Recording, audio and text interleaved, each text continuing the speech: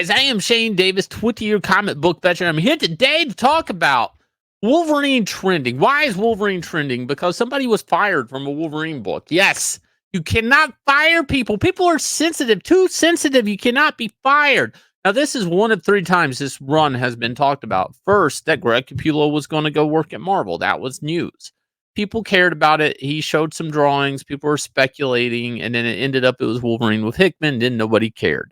Okay, so the third time I think I remember, or second time I remember this being talked about was that there would be a bloody version of the book, basically colored twice, one with a lot of gore, not even gore. I think it was just like more blood. I could be wrong, and I can't really be bothered to look it up because I don't really care about this run. Everything I've seen about it doesn't appeal to me. I really didn't like the pieces I've seen from Greg. There's literally a cover of a Colossus bear hugging Wolverine that looks the least dynamic I've ever seen, ever. Greg Capullo draw. But you guys can look that up. And the third time this book's been talked about is when Greg goes to Twitter to tell people that a colorist will no longer be on the book. Now, I'm going to talk a little bit about this through the lens of how it is producing comic book pages in the mainstream comic book industry, as I have done this before. And you will find a lot of people on the YouTube trying to talk about this, and they don't know what they're talking about, perch. And because they don't actually produce comics, they don't actually know how to get from A to B. So heads up, gang, FCO has quit Wolverine before its completion. Deadline pressures aren't for everyone. I'm certain that we will find a suitable replacement that will give you the highest quality product possible. Ever onward. I don't know if it's the highest quality product, Greg, but by your standards, I guess. All right. So there's a saying that kind of sums up how comics come together, and especially with a ticking clock. Ideally, you think everybody has 30 days to make a comic. The reality is, depending on late scripts, editorial notes, whatever, it could be less than that. It actually could, because one will take away time from the other. And what's the old saying? Rolls down the hill. The S word rolls down the hill. Now, when you work on the assembly of a comic, there's the writer. Obviously, it starts there first. Penciler, and then from there, it's going to be inks. It's going to be colors. It's going to be letters, edits, all that stuff. And my I add, there's an editor in between every one of these stages that can muck up or slow down and rarely ever accelerate the process. Editors rarely ever accelerate anything unless guys, they are hiring multiple inkers or multiple colors. Then they can kind of accelerate the process. So what Greg's doing here is publicly going somewhere, probably because of an issue of Wolverine misshipped, or it was later, it didn't ship at all. And I did hear about that. And that's bothering Greg. Greg takes a lot of pride in being able to turn out and crank out a book a month. There's nothing against that. I do remember Greg having an issue on Twitter before when he was on Batman, and they brought in backup stories into his Batman issues, basically because DC was wanting to kind of push the price point up and add extra content because it was their top selling book. And he was like, I don't need any help on my book. And there's a lot of pride. And I've been there when I worked on Metalman. I wanted it out 12 issues. I didn't want to fill in. I wanted to say I was on the shelf 12 months in a row. And I can kind of understand that is a type of comic artist, and one that's not around much anymore, right? Let's face it, when's the last time you've had a 12-issue run month to month on anything, or 6-issue run month to month with one artist? That doesn't really happen that much. And Greg is from that generation, okay? He goes back 30 some odd years working in comics. The American comic book industry did not like what he did. Now, there's a couple of people here that are talking about it. They're saying that this isn't advice. Greg did follow up, and he kind of, with a post after deleting that post, saying, I can't stress this enough to would-be comic creators. Unless you're willing to forego friends and hobbies and accept sometimes strenuous deadline pressure, this biz ain't for you. I've been known to work 12 to 16 hours a day, 7 days a week, for weeks on end. It's not easy. At times, it's unhealthy. Choose wisely. This was also, this tweet was deleted. So what's happening to Greg is basically the generation that's soft, okay? The generation that's about feelings and how the world is supposed to accommodate them, especially on social media. They don't like this stern attitude, harsh realities. Now, I'll back Greg up on that. But at the same time, if you're going to be a comic book colorist, I don't like everybody kind of getting bent out of shape and defending the colorists because they're usually, for people that don't know, this is the secret here. This is the secret sauce. Colorists can actually outsource most of the work by getting it flatted, right? So the idea that colorists can do like 5 pages a day or something like that is pretty simple if they're flatted. They'll get what that means. What is flatting, Shane? Well, they take the files, they scan them in, and then they go hand this stuff off to somebody who's either wanting to be a coloring assistant or somebody's in a third world country. And they basically do all the selections and all the base coats of colors. And then they hand it all back to you. So you'll get like a load of 10, 20, maybe a whole issue done, right? And everything's selected. So you just got to click on color, click on color. But a lot, so it's usually really easy for a colorist. I know colorists at DC Comics that would do an entire 22 issue book in like a week. They would color 4 books a month sometimes. They hire studios, they hire assistants, and sometimes they just go over the work and touch up highlights or shadows, and the page is done. Who knows how many hands are working on the coloring part? Now, not every colorist is going to be like that, Shane, sure, but that is kind of who you're competing with, and those people are making your life miserable. Now, people over here, this one guy here really gets me, Nick Davis. Yet Greg is so late on his pencils that colorists just quit the book. They just quit the book. They're like, I'm out. He's so late. I'm out. I don't know. I don't know if that's situation. I don't know. And who knows? But I guess you could blame Greg. I guess you could just blame the late script too. Like there's a multiple reasons that this situation could exist.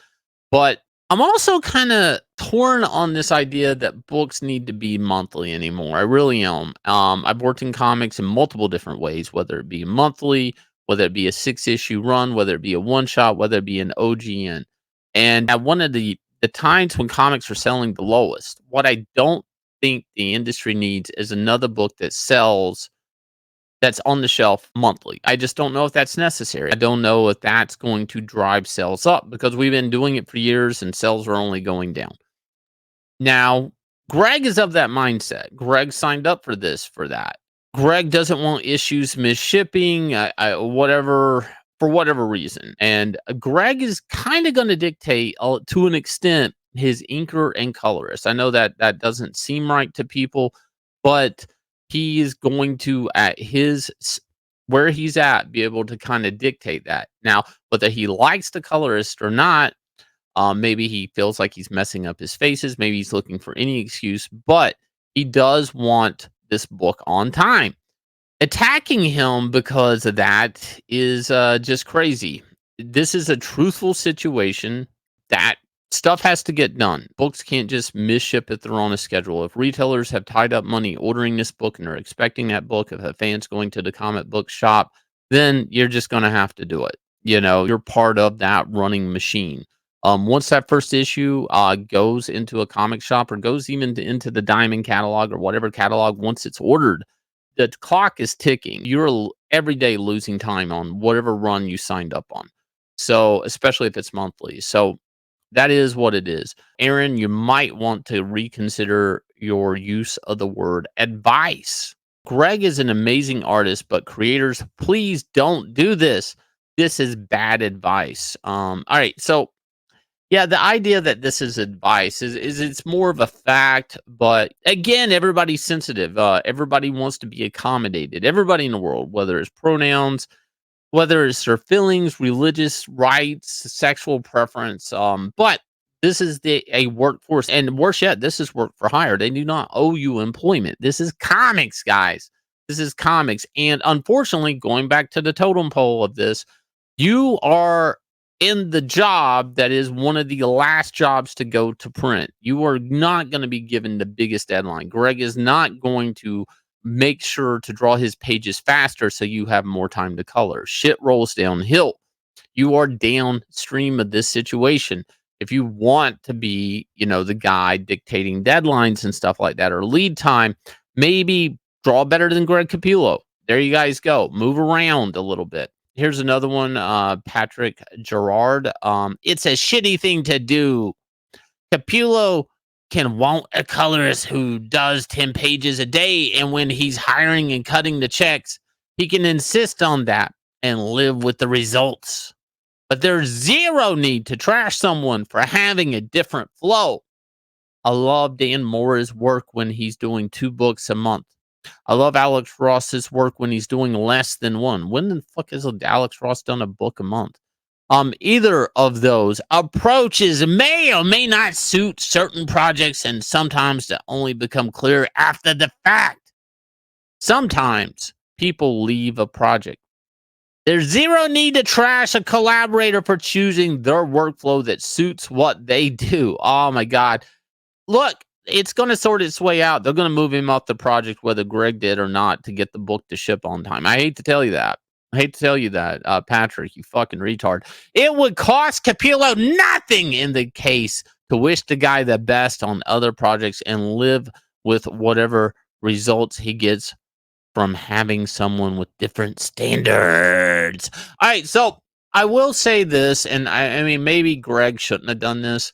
Greg going out and saying this guy's been moved from the project and mentioning deadlines probably didn't help the guy in his next job. Okay.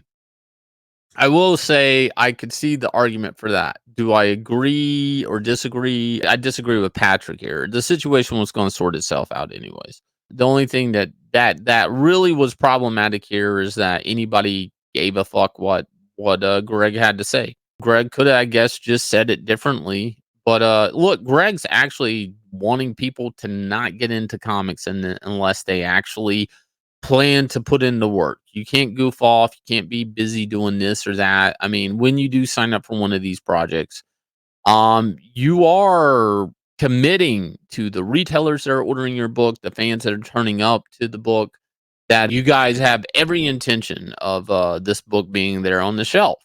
So a really weird place to be when you sign up for these bigger runs of things. And again, this is the colorist. Most colorists are doing somewhere around 10 pages a week. Okay. The fact is that they are one of the jobs that can just outsource their job the most with, again, doing the flats, assistants, and stuff like that.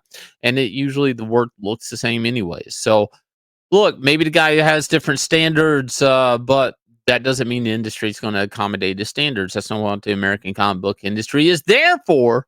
And it's work for hire. You easy come, easy go. But this is crazy that people actually care about this, because I don't even know what's happening in this book. Nobody seems to care about the story. And that brings up the real issue. Is it important that this thing even ships on time if nobody's talking about it? I don't know. Leave me a comment down below. Let me know what you guys think. Independent comics. Let's go. Shane Davis's Inglorious Rex 3, $220,791. Getting ready to be $221,000. Please go over here and consider checking this book out. We do have a 3-book tier. Plus, if you're new to Inglorious Rex, you can buy in our shop Inglorious Rex, and it will ship out to you tomorrow. A lot of people getting their extends right now. We also have Starlight Cats, our all-ages book. Please consider checking that out. And I'll leave you guys with the trailer with this smash hit comic coming to you from 9 Lives Comics.